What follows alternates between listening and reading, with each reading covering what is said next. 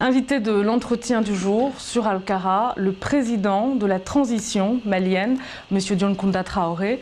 Monsieur le Président, merci d'avoir accepté notre invitation. Merci. Alors, première question, est-ce que vous confirmez la présence, la fuite de djihadistes maliens vers le Darfour? Oui, je confirme, mais je ne confirme pas parce que je n'ai pas encore de preuves formelles de cela, mais il semblerait que Iyad Agali et certains de ses compagnons soient effectivement dans le Darfour. Ils sont sans doute passés par la Libye, où ils ont été approvisionnés en vivres, en carburant, ils ont continué leur route. Et je pense qu'aujourd'hui, ils sont dans les montagnes, dans le Darfour. On réalise cet entretien dans le cadre au Tchad. Vous avez assisté, vous étiez l'invité privilégié du sommet extraordinaire de la SENSAD. Est-ce que vous avez eu l'occasion de discuter de cette situation avec notamment le président tchadien, mais aussi le président soudanais? Non, je n'en ai pas parlé avec le président soudanais, mais j'en ai parlé avec le président tchadien, qui m'a effectivement confirmé que lui aussi, il avait des éléments comme quoi il serait dans le Darfour. Et que comptent faire les autorités maliennes? Les autorités maliennes comptent poursuivre ce qu'ils ont déjà commencé. Ces gens-là sont fichés comme étant des terroristes. Ils font l'objet de mandats d'arrêt internationaux et nous allons les rechercher partout où ils sont et nous allons demander à tous les pays où ils vont de les arrêter et de nous les extrader. Vous déposerez une requête auprès de l'Union africaine dans ce sens? Bon, dès que nous aurons la certitude qu'effectivement ils sont là, nous allons le faire. Et s'ils sont ailleurs, nous allons le faire de toute façon. Est-ce que vous allez donner votre accord au déploiement de casques bleus sur le territoire malien, comme le souhaitent la France, les États-Unis? Bon, les casques bleus, je ne sais pas. Ce qui est certain, c'est que la situation au Mali, qui n'est identique à aucune autre, requiert certainement des solutions différentes également. Vous savez, les gens ont tendance toujours à penser que tout est pareil partout et que ce sont les mêmes solutions qui valent ici et là-bas. Mais je pense que chaque situation est unique et donc chaque situation a sa solution. Au Mali, ce que nous savons, c'est que bon, nous avons un problème qui est assez complexe et qui va sans doute se régler en 3 étapes. Actuellement, nous sommes dans la première. Ça, c'est la récupération des grandes villes, des grandes agglomérations du pays. Et ensuite, il y aura une phase de ratissage et de sécurisation un peu de toutes ces villes que nous aurons reconquises. Ensuite, lorsqu'on aura imposé la paix, effectivement, il s'agira de la maintenir. Donc nous avons 3 phases et nous ne sommes qu'à la première.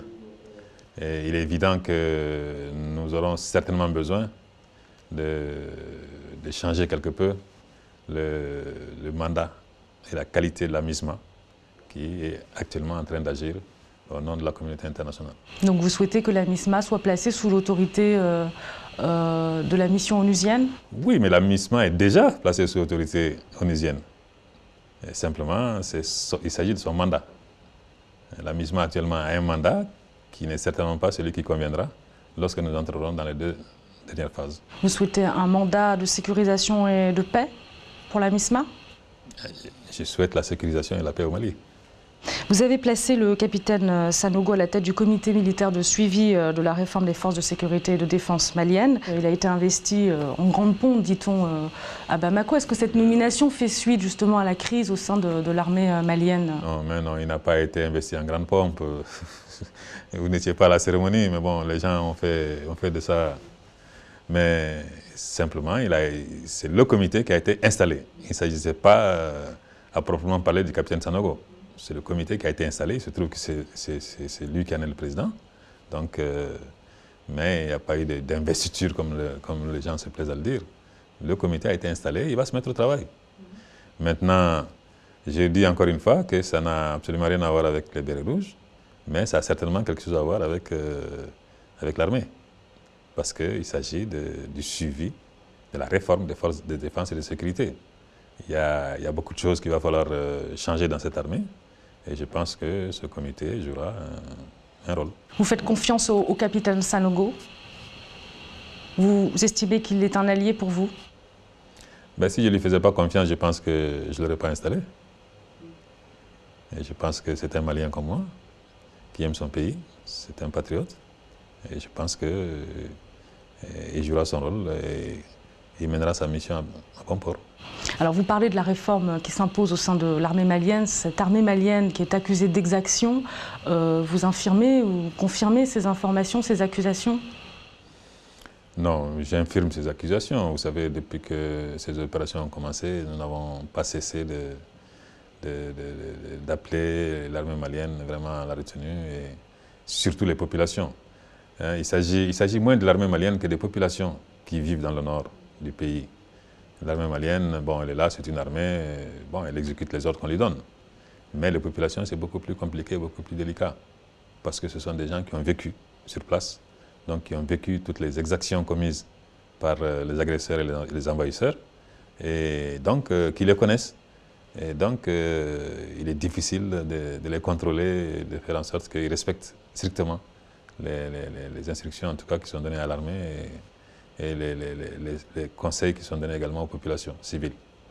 Donc, moi, j'infirme tout à fait tout ce bruit qu'il y a autour des exactions de l'armée malienne n'a commis aucune exaction. De toute façon, elle n'est pas seule là-bas sur le terrain. L'armée française est là, d'autres armées sont là. Si c'était le cas, je pense que ça se serait. Mais je crois que, bon,